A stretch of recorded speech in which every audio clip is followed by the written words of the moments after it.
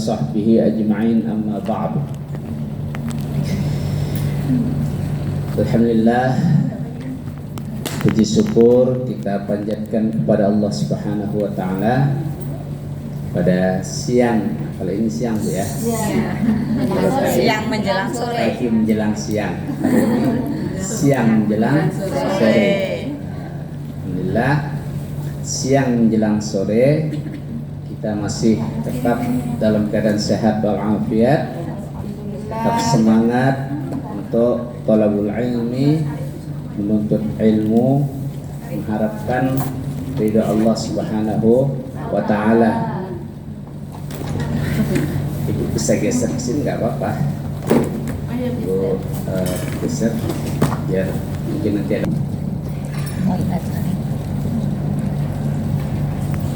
Tadi sudah pertama tadi ya.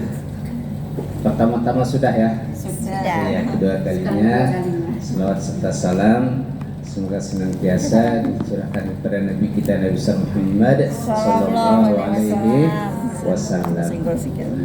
Ibu-ibu, tadi pagi menjelang siang kita sudah membahas tentang perbuatan-perbuatan pahalanya mengalir. Ya, perbuatan-perbuatan pahalanya tetap mengalir.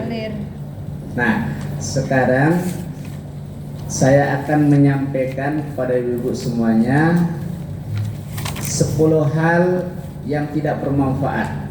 Nah, kebalikannya. Kalau tadi bermanfaat, ngalir pahalanya. Kalau sekarang hal-hal yang tiada manfaat. Ibnul Qayyim mengatakan ada 10 hal. Ada 10 hal atau perbuatan yang tiada manfaat. Pertama, ilmun la ya'malu bihi. Pertama, ilmu yang tidak diamalkan. Nah, kalau tadi kan yang bermanfaat itu ilmu yang diamalkan. Nah, sekarang kebalikannya, ilmu yang tidak diamalkan. Punya ilmu, dia menjadi rumah, sekolah ke luar negeri, misalnya kuliah ke Mesir, kuliah ke Madinah, tapi pulang-pulangnya di rumah tok, nggak pernah berdakwah kemana-mana menyampaikan ilmunya ke orang lain, hanya untuk dirinya. Ini tidak lengkap. Jadi atau ilmu yang tidak bermanfaat itu ilmu yang memang dia sudah bisa tapi tidak mau diajarkan kepada orang lain. Orang nanya, Ustadz ajarin saya sholat, lain kali aja. Jawabnya lain kali. Orang minta sekarang diajarin, mintanya jawabnya lain kali. Ustadz maksudnya ini apa? Saya nggak tahu, padahal dia tahu. Saya tidak tahu, padahal dia tahu. Ditanya, saya kurang tahu, pura-pura tidak tahu. Ini masalah. Padahal ilmu itu jamaah sekalian datangnya dari Allah. Kewajiban kita kalau sudah dikasih ilmu oleh Allah, kewajiban kita mengamalkannya. Kewajiban kita mengajarkannya. Tapi ini tidak mau diajarkan. Berarti tergolonglah ilmu yang tidak bermanfaat. Atau punya ilmu, tapi ilmunya ilmu tidak baik. Ilmu ngajarin orang nyopet. Dia punya ilmu trik-trik cara nyopet, diajarin orang. Kalau nyopet kayak gini loh caranya gitu ya. Diajarin orang, terus dipraktikkan nyopet oleh orang, tidak bermanfaat. Ilmu cara rampok, ilmu cara bobol ATM, ilmu cara bobol ATM, ilmu cara bobol kotak infak masjid. Pernah terjadi Bu, kotak infak masjid bobol. Jadi di satu masjid di Jogja, kotak infak paling besar, naruhnya di depan, naruhnya tiang depan, senderkan. Biasanya bukanya itu lama, 3 bulan baru dibuka, tidak langsung dibuka. 3 bulan sudah saatnya mau dibuka, nggak ada isinya. Loh, ternyata setelah digeser belakangnya jebol. Jadi jebolnya itu dari belakang, geser terus dijebol. Depan biasa utuh, gemboknya masih. Jadi tapi nggak jebolnya kelihatan. dari belakang. Pinter lah. Pinter ya, Iya. pinter. Nah akhirnya kalau kondisi kayak gitu, nah sudah Kalmer harus lebih pintar. Caranya gimana? Dirantai. Nah, tempaknya dirantai, yang biar nggak bisa digeser. Dirantai. Bahkan ada yang buatkan plat tempel tenanan itu. Nah, itu jadi cara-cara seperti itu, cara-cara tidak bermanfaat, mengamalkan ilmu cara tidak bermanfaat. Itu tidak ada artinya. Kemudian yang kedua, hal yang tidak bermanfaat. Wa amalun la ihlasu fihi wa la iqtida'un. Amal yang tidak dilandasi dengan keikhlasan. Beramal tidak ikhlas. Beramal tidak ikhlas dan mengikuti petunjuk Nabi SAW. Jadi dia tidak ikhlas dan tidak mengikuti petunjuk Nabi. Apa contoh beramal tidak ikhlas? Misal sholatnya tidak benar. Sholatnya tidak benar. Biasanya kalau sholat tidak benar itu seperti sholatnya orang-orang fasik. Sholat itu kayak kelihatan malas, kusala. Kusala itu malas, dalam Al-Quran disebut kusala yuraun. Jadi malas, riak lagi. Kalau tidak ada orang lihat dia sholat, dia nggak semangat sholat. Biasa aja sholatnya, kayak orang malas. Tapi kalau ada orang yang lihat, semangat diperbaiki sholatnya, itu namanya orang tidak ikhlas. Dia melakukannya ketika ada orang yang melihat. Kenapa? Karena dia berharap untuk dipuji. Nah, itu namanya orang tidak ikhlas.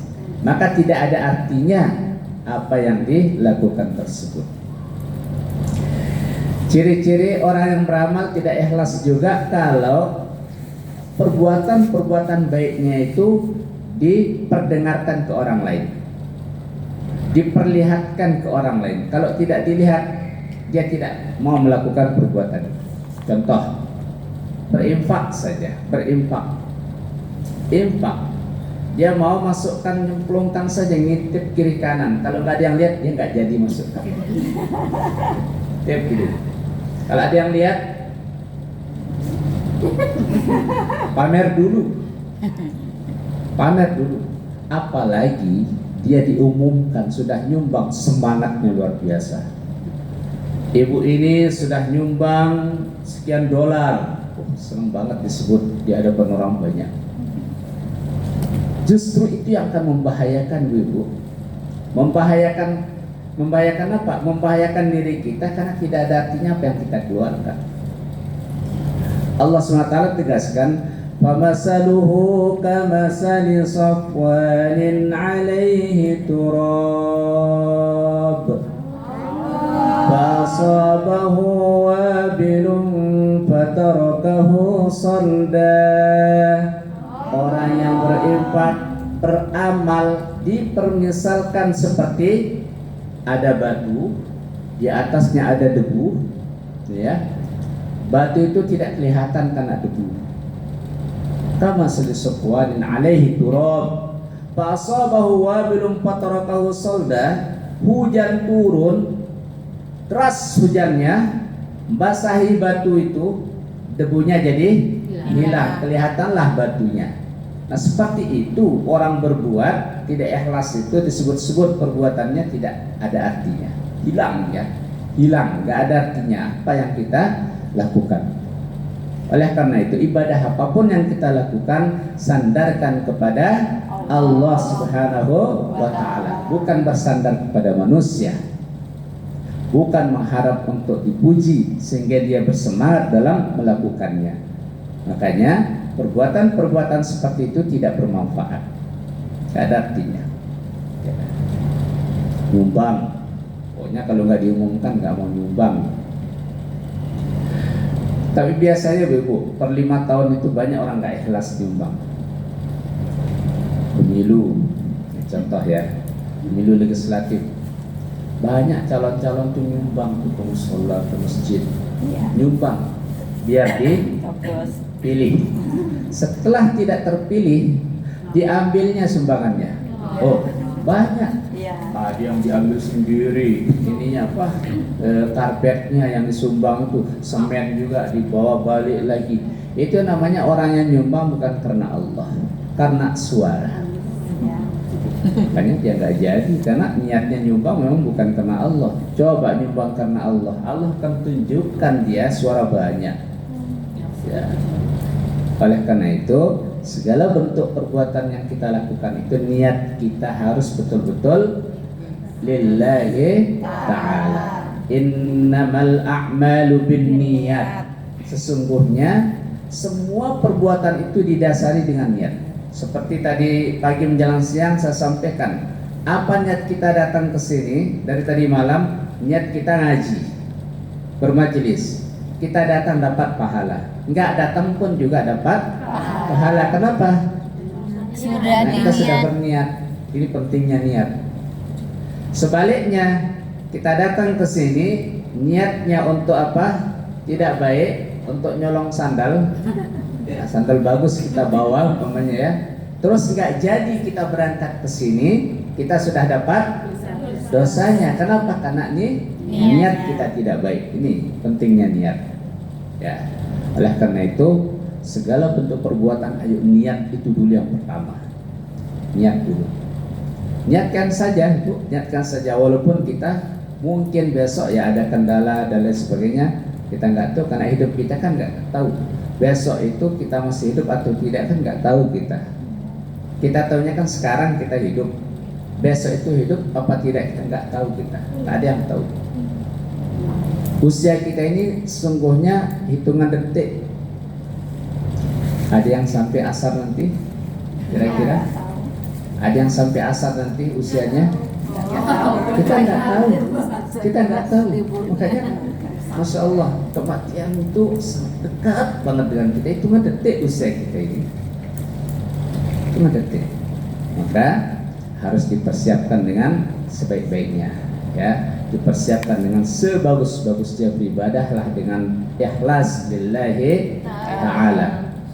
Nah, kita harus ikhlas, ya. Karena nanti yang sekalian, pertanggungjawaban kita di hadapan Allah itu nanti Nabi SAW tegaskan di hari kiamat kita tidak mau bergeser sedikit pun dari tempat kita berdiri, nggak mau kita bergeser. Sebelum apa? Sebelum kita diminta pertanggungjawaban. Satu yang diminta pertanggungjawaban itu umur kita. Umurmu bagaimana di dunia? Pakai apa saja umur itu? Umur yang saya kasih sampai 50 tahun, 60 tahun, 70 tahun untuk apa? Untuk ibadah atau maksiat? Itu ditanya. Nah, mudah-mudahan jawab dengan ibadah besok di hari kiamat. Ya, untuk mengabdikan diri kepadamu. Ya. Atau yang lainnya. Nah, itu umur kita. Kemudian jasad kita. Badan kita ini diberi sehat untuk apa saja. Kamu saya beri sehat untuk apa? Kata Allah. Kemudian jasad ini menjawab. Yang menjawab itu apa? Tangan jawab, kaki menjawab. Di dalam surah Yasin juga disebutkan al-yawma nakhtimu ala afwahihim wa tukallimuna aydihim wa tashhadu arjuluhum bima kanu yaksibun. Pada hari ini kata Allah, al-yawma nakhtimu ala afwahim. Pada hari ini mulut-mulut akan ditutup. Mulut kita ditutup nanti di hari kiamat. Ya. Nggak bisa jawab nanti. Betul, kita nggak bisa jawab.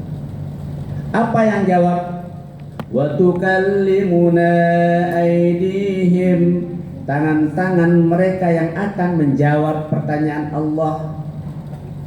wa arjulihim, kaki-kaki mereka, wa tas'adu arjuluhum, ya, bersaksi kaki kita, bersaksi kaki kita terhadap apa yang kita lakukan. Maka hati-hati Bu, melangkahkan kaki itu. Kaki ini dilangkahkan kemana gitu. Kalau ke tempat tidak baik, dia ngomong nanti ngasih tahu. Oh, sekarang dia nggak ngasih tahu. Paling ngasih tahunya kalau itu kena batu sedikit sakit gitu, berarti dia ngasih tahu. Oh, ini karena pergi maksiat ini, ya udah nggak jadi, balik lagi kena batu misalnya gitu ya. Tapi nanti di hari kiamat dia betul-betul ngomong gitu di hadapan Allah. Tangan, kaki bersumpah di hadapan Allah, melaporkan, ya Allah, kata tangan, saya itu sering digunakan untuk apa? Ngambil bukan haknya. Oh, kaki juga begitu. Ya Allah, kaki ini selalu digerakkan ke tempat yang tidak baik.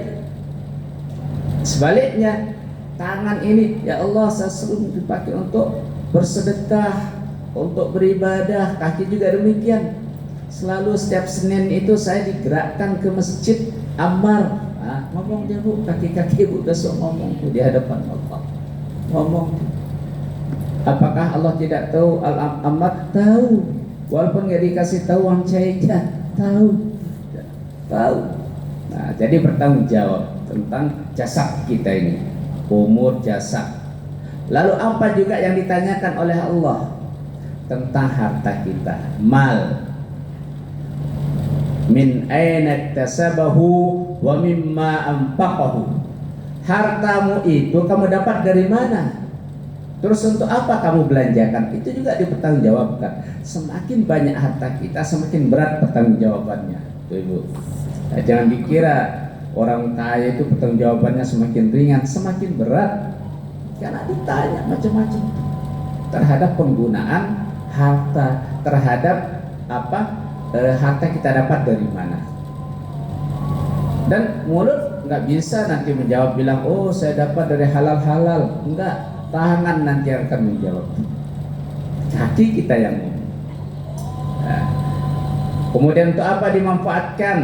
Harta itu untuk apa dimanfaatkan? Oh, sedekah, untuk nyumbang panti asuhan, bangun masjid, bangun madrasah, bangun jalan, macam-macam. Oh, lolos Ibu. Oh, Ibu lolos, Ibu ini lolos. Oh. Terus setelah lolos, kita lolos dari hisab Allah, kemudian kita diletakkan di ashabul yamin, kelompok sebelah kanan, disambutlah oleh malaikat mengatakan, udkhuluha bisalamin aminin. Masuklah kamu dengan penuh keselamatan, penuh kedamaian, masuk surga. Mudah-mudahan kita masuk surga semuanya. Dan kita masuk surga semuanya. Sebaliknya, karena banyak maksiat, banyak dosa, kita lakukan harta didapatkan untuk mendukung kemaksiatan. Untuk apa? Menjudi. Untuk apa? Untuk mendukung perbuatan maksiat. Ada acara di rumah, kita yang nyupport nyupport dana untuk beli minuman keras misalnya. Itu bertanggung jawabkan di hadapan Allah. Ibu-ibu, kalau ada acara di rumah, ya, lihat betul itu, jangan sampai kita mensupport kegiatan-kegiatan yang tidak bermanfaat. Nah, ini harta dari mana, untuk apa dimanfaatkan harta itu. Ini nanti tidak bisa mengelak kita dari pertanyaan Allah. Tidak bisa mengelak. Nah, itu yang kedua, amalun la ikhlasu fihi, beramal dengan tidak ikhlas. Ini sesuatu yang tidak bermanfaat. Nah, kemudian yang ketiga, harta yang tidak digunakan, hanya disimpan. Saya nabung aja sebanyak-banyaknya gitu, nabung sebanyak-banyak tapi nggak digunakan. Tabung terus dolar itu sampai bosan, mungkin bank lihat kita keluar masuk nabung ya, itu karena banyaknya, karena seringnya gitu ya. Tapi tidak dimanfaatkan, itu tidak ada artinya juga. Harta yang akan kita dapatkan sampai hari kiamat itu harta yang dimanfaatkan. Harta yang dimanfaatkan. Nah, untuk apa kemanfaatannya sudah kita sebut berkali-kali ya. untuk infak sedekah itu manfaat. Untuk infak sedekah, syukur-syukur kita bisa ikut juga membangun masjid. Masya Allah, manfaat sekali harta kita. Tidak numpuk terus tidak bisa dimanfaatkan. Yang punya sakit lagi di rumah sakit. Nah, harta banyak tapi berbaling di bangsa rumah sakit. Kira-kira bahagia boten? Ya, bahagia. Ya. Makanya ibu jangan sekali-kali heran lihat orang punya pesawat jet pribadi. Punya pesawat jet pribadi gimana rasanya ya? Mereka juga bingung, Bu. Bingungnya kenapa? Cicilannya banyak. Jangan dianggap jet pribadi bukan utang. Oke lah, dia tidak ngutang, tapi pajaknya juga banyak. Jangan dikira dia tidak mengeluarkan biaya pajak. Ya, pajak mampu diatasi. Turunnya, ya, landingnya atau mendaratnya pesawat itu bayar, Bu. Tidak gratis. Dia turun di mana bayar. Bandara mana dia bayar dulu. Dikirain gratis orang punya pesawat terus turun di mana-mana. Enggak. Izin bayar. Oh, makanya kelihatannya aja bahagia banget gitu kelihatannya. Apalagi ibu nonton TV ada iklan gitu pakai pesawat, itu kan iklan. Ya, mereka hanya mengiklankan, ya, untuk ngajak orang susah itu loh, ya kan? Iklan kan kayak gitu, ngajak orang biar tertarik kan? Iya. Pada akhirnya orang yang ikut itu jadi susah. Nawari cicilan, nawari inilah, macam-macam kan.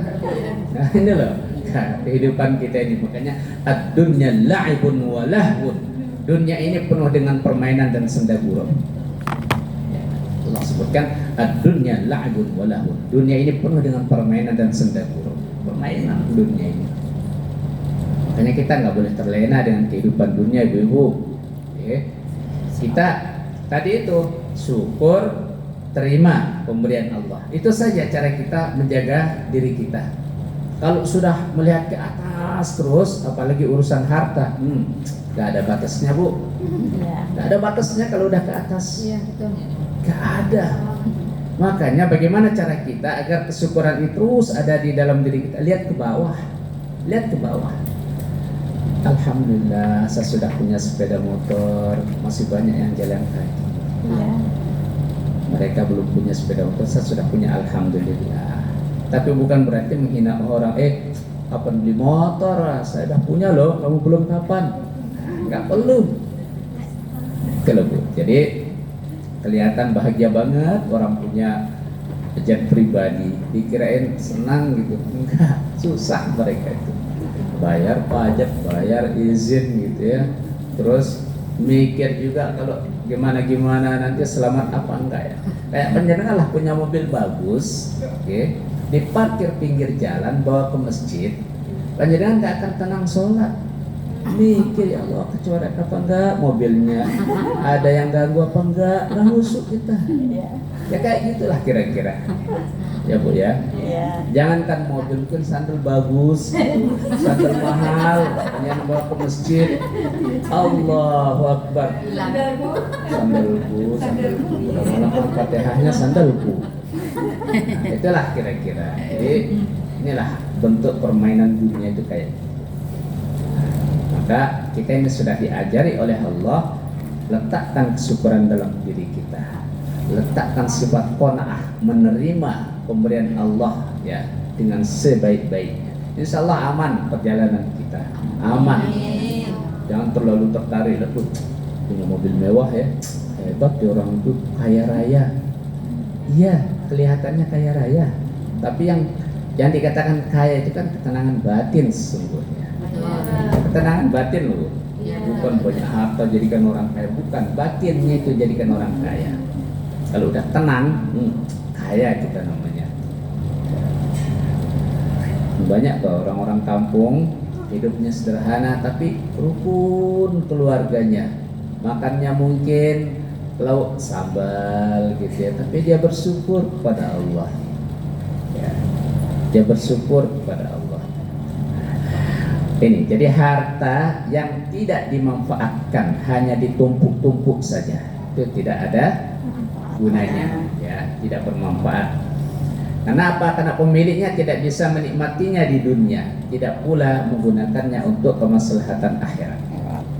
Kerja terus, kerja keras, semangat banting tulang. Masya Allah, ibu kerja kok banting tulang ya? Kerja banting tulang. Tulang apa ibu? Tulang punggung, Tulang rusuk, tulang tangan. Ibu di tempat majikan lihat tulang banting. Nggak pernah orang kerja itu banting piring gitu ya, cari marah ya. Kok ada istilah kerja banting tulang gitu, maksudnya kerja keras ya, kerja keras, numpuk, tapi tidak dimanfaatkan, nggak ada. Yang bermanfaat itu punya, manfaatkan, amalkan, gunakan, nikmati, ya, nikmati. Baru dah dia bermanfaat. Kalau ditumpuk-tumpuk, disimpan-simpan, tidak bermanfaat. Gimana kalau saya simpan untuk anak saya sekolah besok? Ya, untuk anak sekolah besok bagus, tujuannya itu niatkan tadi. ya. Itulah letak baik, itu niat tadi. Kita niatkan. Oke. Mana?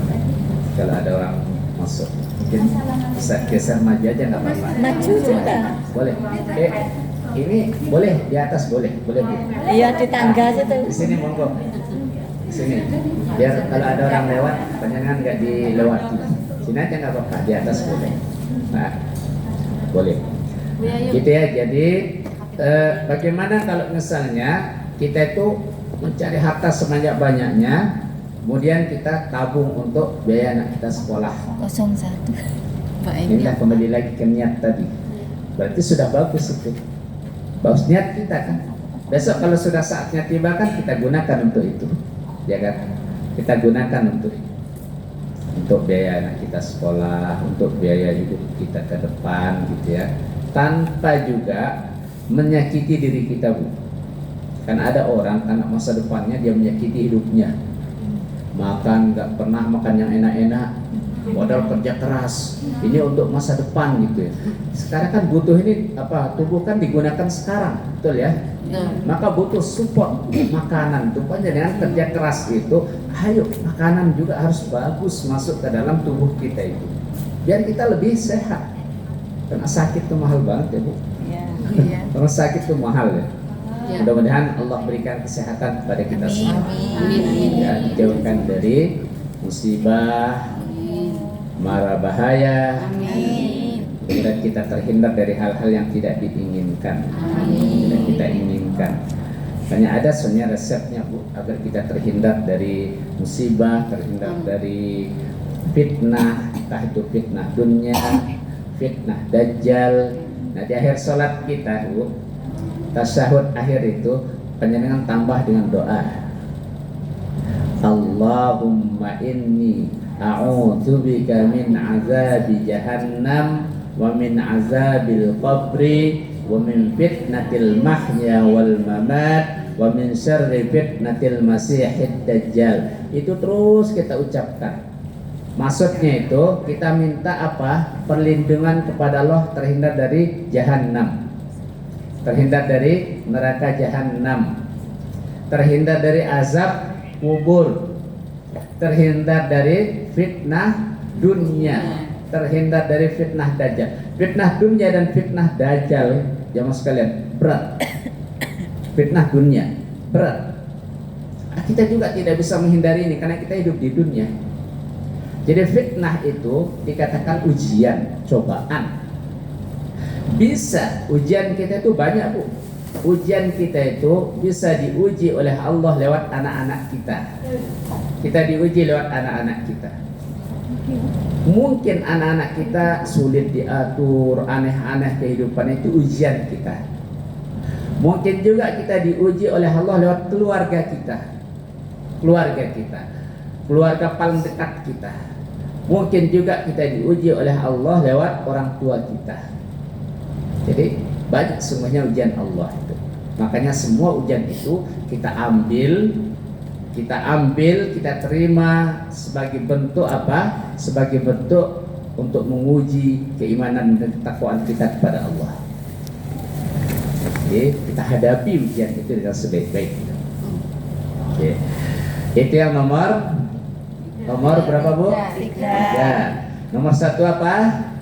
Ilmu yang tidak diamalkan. Yang kedua, amal yang tidak beramal atau beribadah tidak ikhlas. Yang ketiga, harta yang harta tidak tidak bermanfaat. bermanfaat. Itu sesuatu yang tidak ada manfaatnya. Nomor 4, wa qalbun fariqun min mahabbatillahi wasyauqi ilaihi wal unsa bihi. Hati tidak memiliki kecintaan kepada Allah. Nah, ini nih nomor 4. Hati tidak memiliki kecintaan kepada Allah, tidak memiliki kerinduan kepada Allah, dan tidak memiliki ketenangan bermunajat dengan Allah. Ini nomor 4. Hati tidak memiliki kecintaan kepada Allah, tidak memiliki kerinduan kepada Allah, dan tidak ada ketenangan bermunajat dengan Allah Subhanahu wa taala. Tidak ada manfaatnya. Apa maksudnya hati yang tidak memiliki kecintaan kepada Allah? Apapun diperintah kepadanya, ya tidak pernah dilakukan. Itu namanya menunjukkan kita tidak cinta kepada Allah, tidak percaya kepada Allah. Ibu-ibu, kita kan dikatakan orang beriman, betul ya? Orang-orang beriman ya? Bu, Bu, Bu, kita tergolong beriman ya? Apa arti iman, Bu? Percaya. Kita ini sudah percaya kepada siapa? Percaya kepada Allah. Kalau sudah percaya kepada Allah, apapun yang diperintah kepada kita pasti kita lakukan. Kita percaya kan? Iya, percaya. Contohlah ibu-ibu, umpamanya ya, percaya kepada dulu sebelum nikah, ya mungkin kenalan sama orang, gitu kan? Sudah percaya, terus dia ke rumah. Karena kita percaya, kita biarkan dia ke rumah gitu ya, Bu, ya. Untuk ngasih ke orang tua maksudnya, ngasih ke orang tua kita. Setelah ketemu dengan orang tua cocok kan jadi, gitu kan? Ya. Jadi, coba kalau orang tua tidak percaya dan kita tidak percaya sama dia, jangankan dia minta ke rumah, ya, mau bilang saya mau ke, udah kita stop dia, baru boleh nggak saya ke stop. Anak dia mau ke rumah kan, anak kita nggak percaya, udah minggat saja, nggak usah ke rumah. Karena kalau sudah percaya kan enak.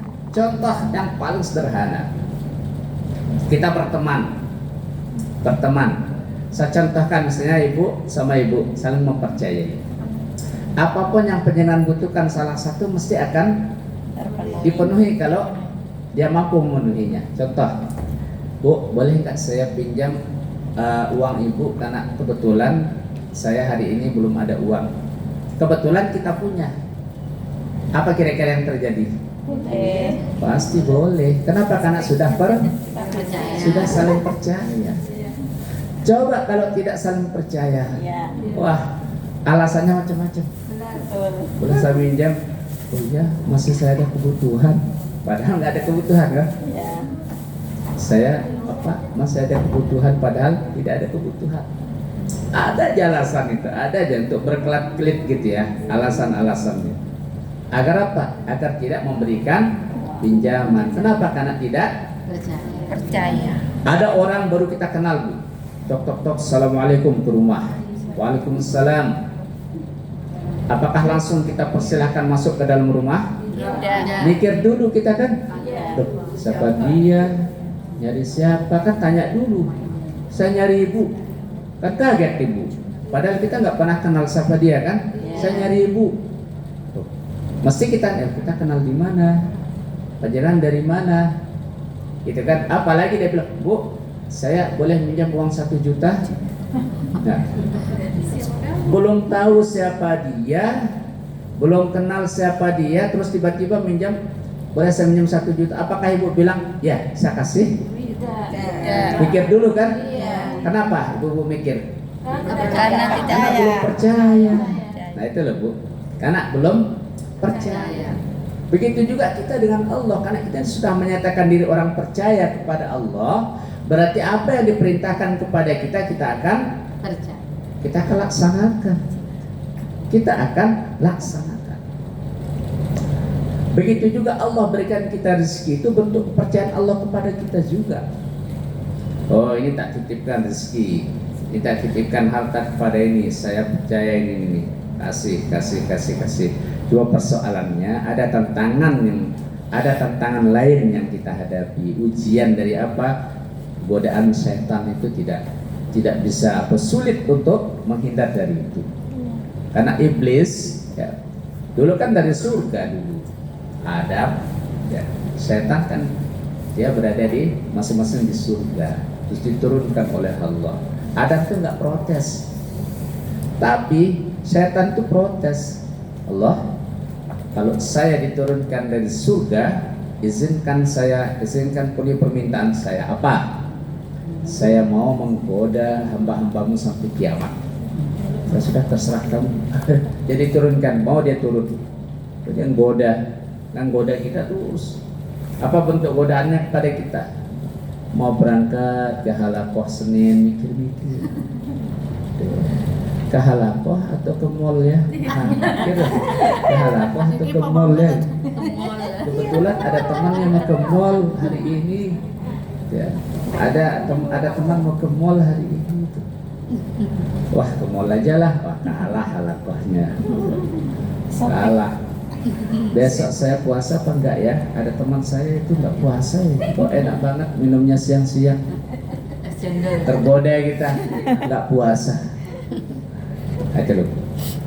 Kita punya musuh besar yaitu setan juga. Setan. Inna syaitan lakum adu mubin. Setan itu musuh yang nyata. Bisa bentuknya manusia setan itu. Bisa bentuknya manusia. Setan lakum adu mubin, musuh nyata itu berarti bisa manusia bentuk. Ya. Mudah-mudahan kita terhindar dari setan. Amin. Setan. Makanya ibu-ibu sering auzubillahi minasyaitonir rajim. Setiap kali kita mulai apa? Isti'azah sama basmalah kita baca. Auzubillahi minasyaitonir rajim. Bismillahirrahmanirrahim. Kan auzubillahi minasyaitonir rajim. Aku berlindung kepada Allah dari godaan setan yang terkutuk. Betul, setan itu terkutuk. Aku berlindung kepada Allah dari godaan setan yang terkutuk. Nah, kita terhindar dari godaan setan. Nah, itu yang nomor 4 Bu ya. Hati yang tidak ada kecintaan kepada Allah, tidak juga ada kerinduan kepada Allah, dan tidak ada ketenangan juga bermunajat kepada Allah. Tidak ada kecintaan tadi, tak mau melaksanakan perintah Allah. Tidak ada kerinduan kepada Allah, ya, karena dia belum merasakan kenikmatan bagaimana nikmatnya orang beribadah. Kalau orang beribadah dengan khusyuk, dia dapat kenikmatan, hatinya tenang. Misal penjenengan baca Quran dengan penuh kehusuan, nanti hati kita akan tenang. Hati kita akan tenang. Tapi kalau masih sholat juga nggak tenang, gitu ya. Sudah sholat, tapi kok hati ini nggak tenang. Baca Quran juga, tapi kok hati kita masih tetap tidak tenang. Bangun sepertiga malam untuk tahajud, tetap juga hati tidak tenang. Berarti perlu kita perbaiki hati kita, Bu. Iya. Perlu kita perbaiki. Mungkin saat kita membaca Quran itu mengharap pujian orang lain. Nah, saya mau baca kalau orang lain mendengarkan. Mungkin juga saya bangun tengah malam itu karena niatnya lain. Ya, macam-macam. Itulah penyebab ganggunya kita, sehingga kecintaan kita kepada Allah tidak ada, kerinduan tidak ada. Sama juga dengan orang rindu kepada Allah, ingin beribadah di tanah suci Makkah, ya. Kan azamnya kuat, keinginan dia kuat kan. Keinginan kuatnya apa? Ya nabung, gitu kan, niatnya berdoa terus menerus. Insya Allah lah kan berangkatkan kita ke tanah suci Makkah. Ya Allah, mudah-mudahan Allah berikan kemudahan kepada kita semua untuk bisa berangkat haji umrah, ya, berangkat haji dan umrah. Nah, kemudian yang nomor 5 Bu, sesuatu yang tidak bermanfaat. Wa badanun mu'attalun min ta'atihi wa khidmatihi. Tubuh yang tidak dipakai untuk ketaatan dan penghambaan kepada Allah. Tubuh tidak digunakan untuk ketaatan dan penghambaan kepada Allah. Diberi sehat, suruh sholat, nggak pernah sholat. Ya. Sehat badan ini, tapi nggak pernah digunakan untuk beribadah. Biasanya kalau sudah terdesak, datang ujian Allah, baru di sana muncul kesadaran sedikit. Biasanya karena terdesak. Misal kita diberi sakit, kita sakit gitu, tiba-tiba sakit. Apa kira-kira yang terpikir di benak kita? Minta sembuh ya. Ya. Minta sembuh. Kita minta sembuh kepada siapa? Allah. Pada Allah. Ya Allah, kok sakit sekali ya Allah, sembuhkan ya Allah. Setelah kita diberikan kesembuhan, nantang Allah lagi kan, nggak mau beribadah kepada Allah.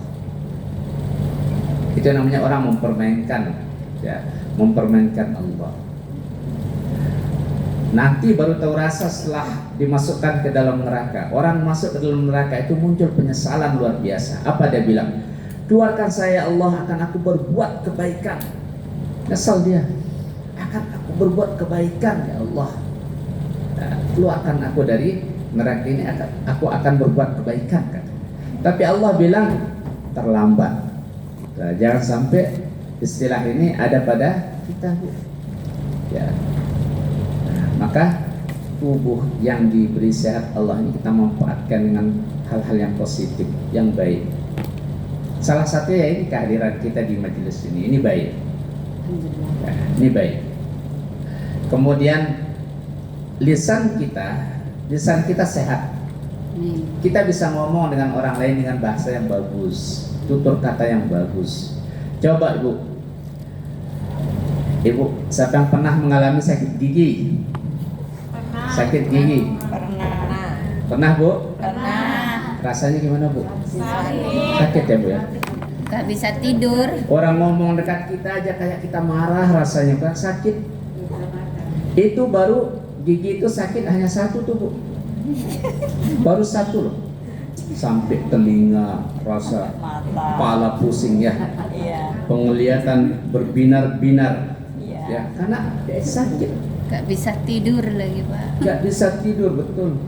Sakit gigi, apa kata netizen itu, lebih baik sakit gigi daripada sakit hati. Itu sama-sama sakit Bu.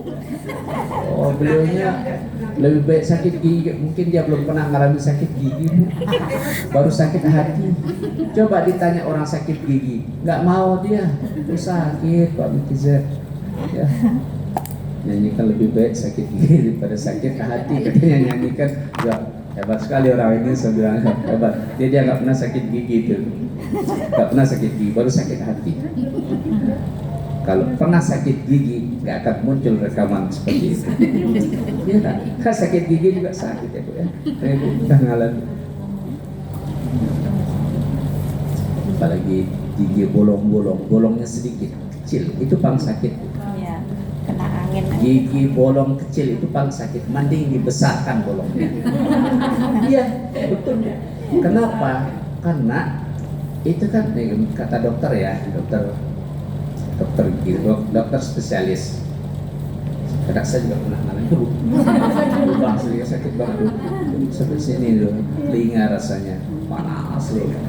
Terus dok, gimana ini? Saya bilang, oh ini kan lubangnya kecil, kita makan makanan ngegas, itulah yang masuk, ngegas itu masuknya sedikit-dikit, kemudian namanya makanan Bu, nggak bisa keluar tuh kan rusak dia di dalam.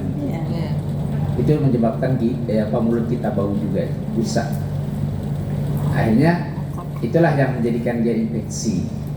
Maka caranya kata dokter, kita lubangi lubang yang kecil itu dibesarkan biar makanan masuk itu langsung keluar. Kalau kita kumur-kumur dia keluar.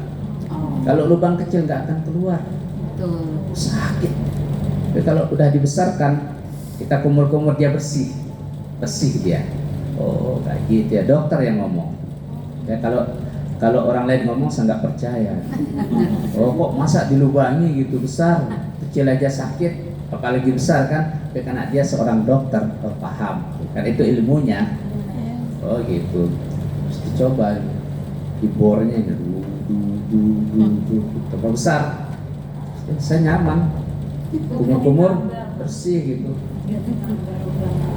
Ditambal itu Bu, kadang-kadang dia tidak tahan, tergantung tambalnya ya, kualitas tambalannya. Bisa ditambal, tapi kadang-kadang tidak tahan lama. Kalau tambalannya bagus, ya lagi-lagi ini urusan apa?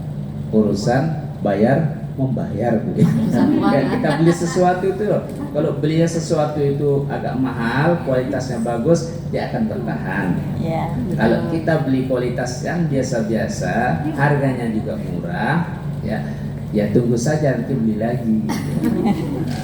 Itu hukum kehidupan barang.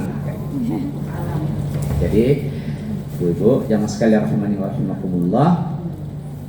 Jadi badan kita yang tidak dimanfaatkan itu sia-sia, tidak ada gunanya. Tubuh yang tidak dipakai untuk ketaatan kepada Allah, untuk penghambaan kepada Allah, sia-sia, tidak ada gunanya. Nah, itu kalau umpamanya kita sudah terlanjur gitu ya menggunakan badan kita ini untuk tidak ketaatan, segera kita bertaubat. Ada solusinya, taubat. Tubu ilallahi taubatan nasuha aidan jami'ah. Bertobatlah pada Allah dengan sebenar-benar taubat. Gak usah pernah ngata-ngatai orang. Kita bertobat, beristighfar, minta maaf padanya dulu. Makanya minta maaf kepada manusia itu lebih sulit Bu daripada minta maaf kepada Allah.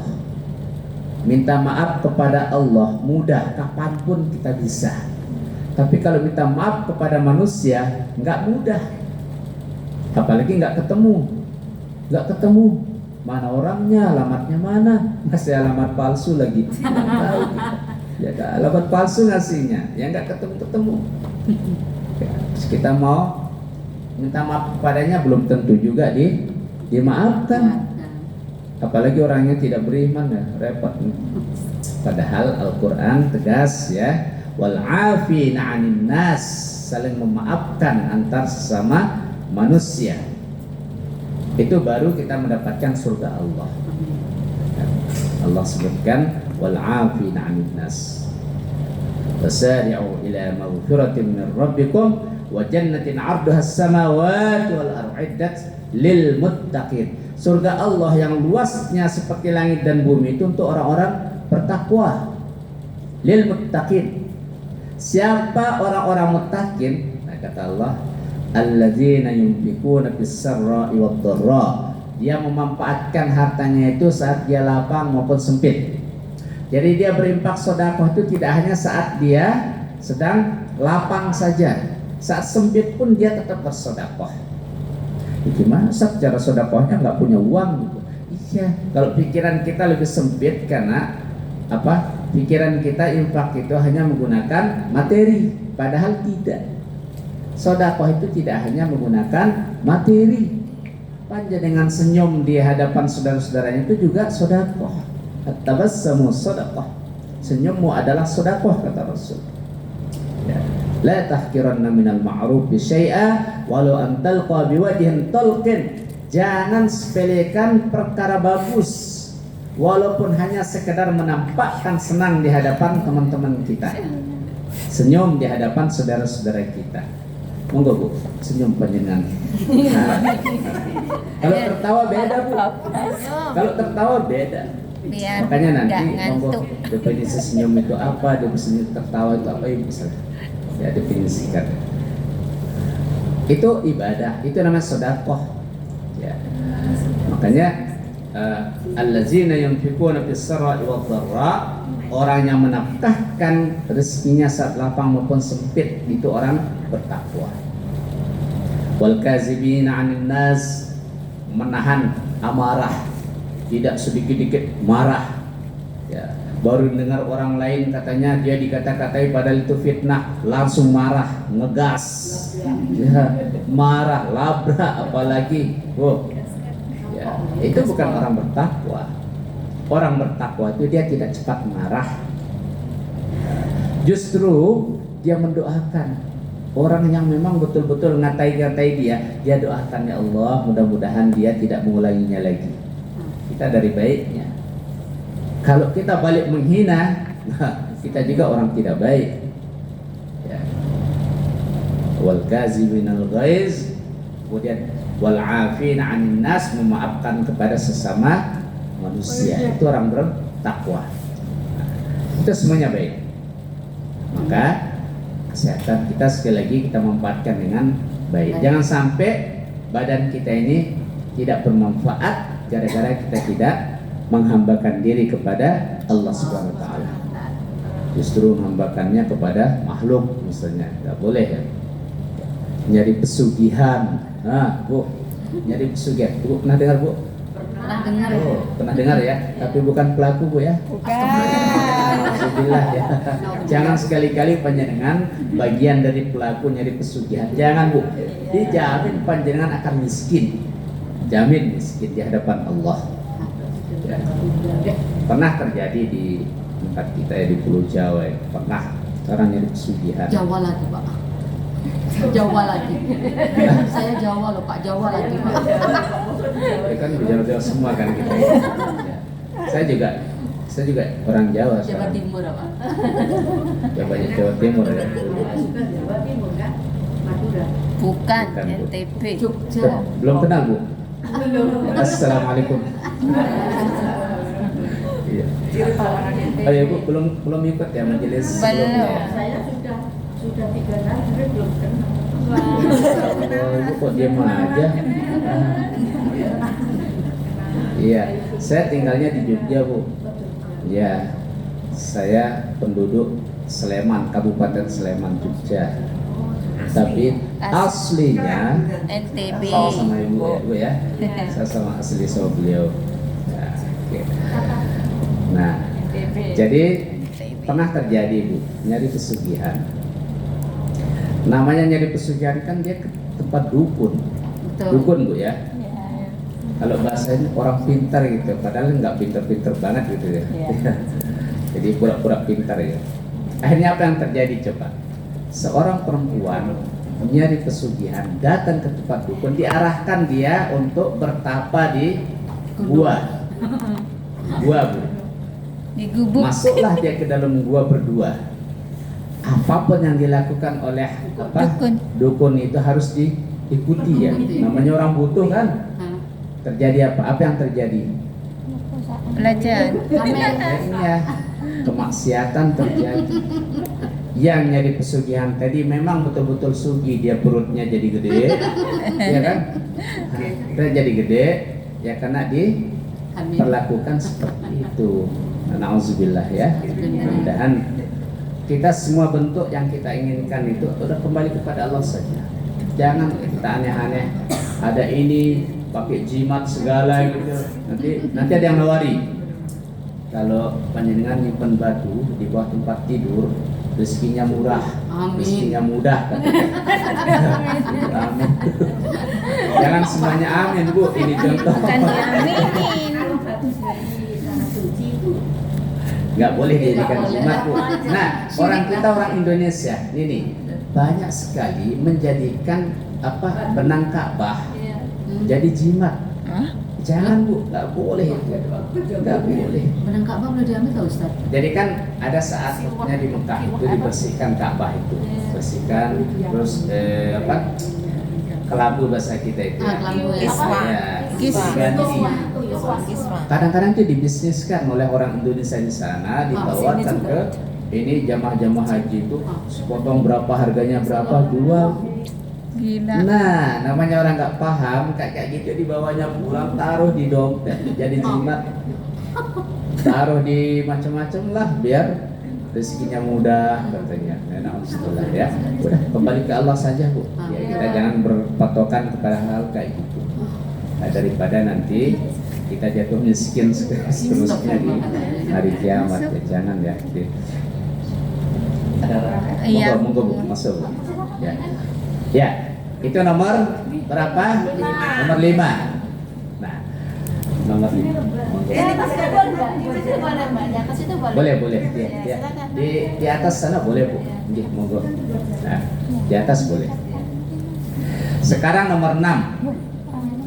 Wa mahabbatan la Itu lagi. tataqayyad biridha'il mahbubi wa imtisali awamirihi. Kecintaan kepada Allah tetapi tidak terikat mengharap ridhonya dan tidak melaksanakan perintahnya. Jadi dia mengatakan cinta kepada Allah, ya. Dia menyatakan cinta kepada Allah tapi dia tidak melaksanakan perintah Allah.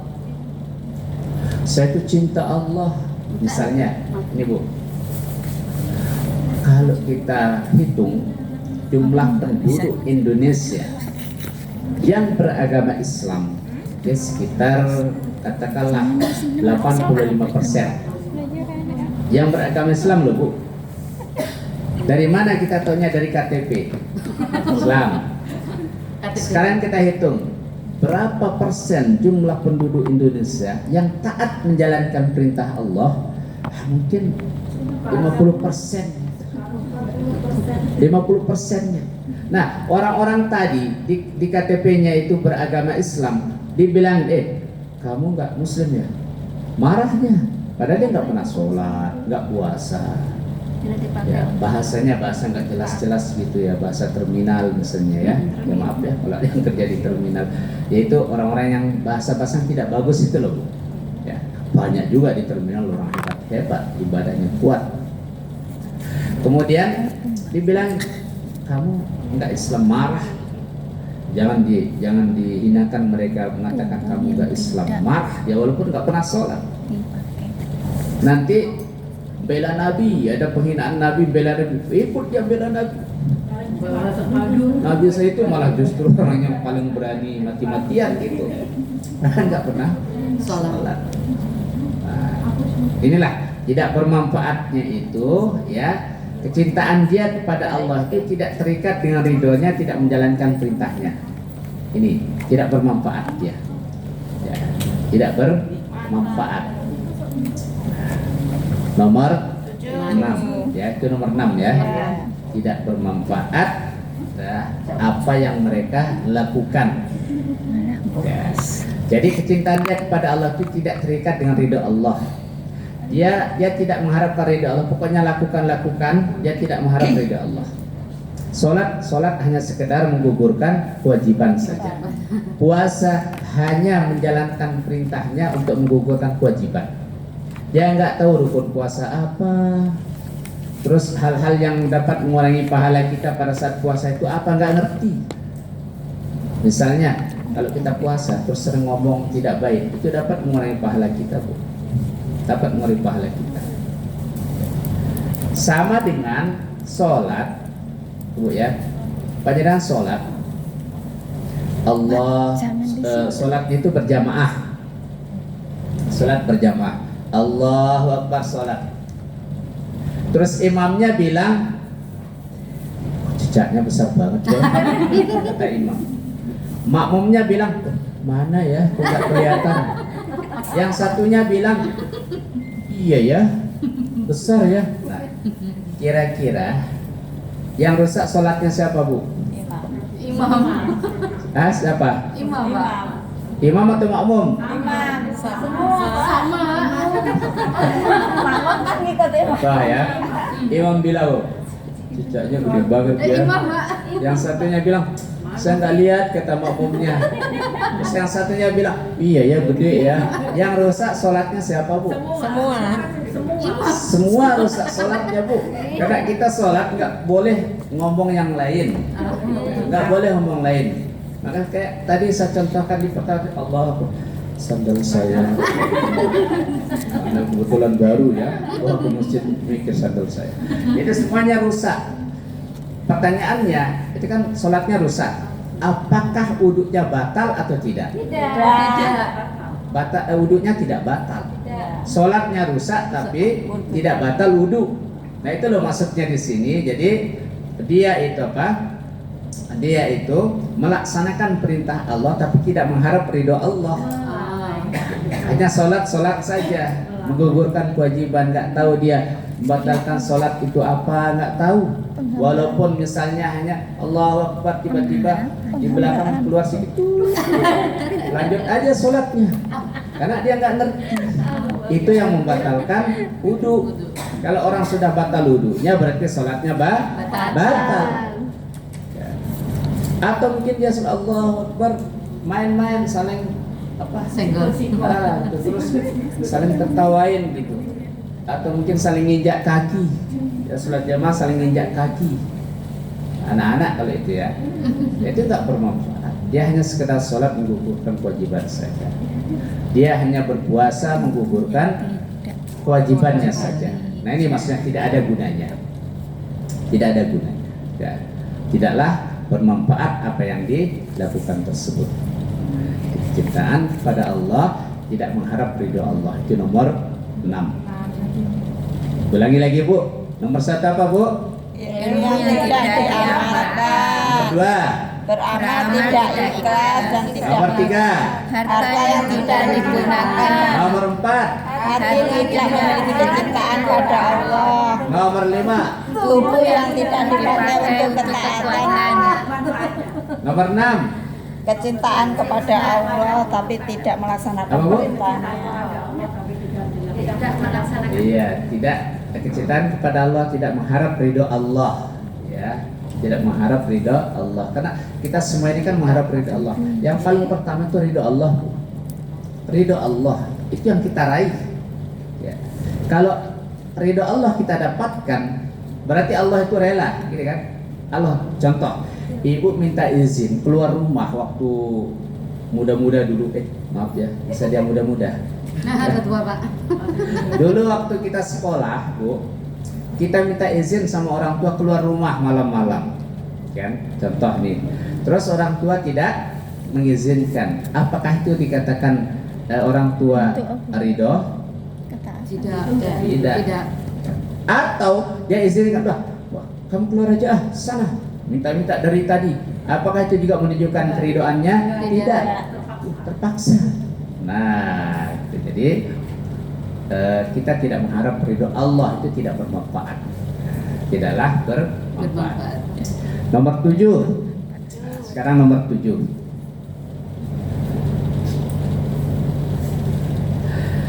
Waktu yang tidak digunakan untuk memperbaiki diri atau berbuat kebajikan dan ibadah. Waktu tidak dipergunakan untuk memperbaiki dirinya, dan tidak digunakan untuk beribadah. Contoh sekarang bulan puasa. Momentum puasa ini ya, momentum kita untuk merubah diri. Apa yang kita dapatkan perubahan dari puasa? 1, disiplin Bu. Kita disiplin.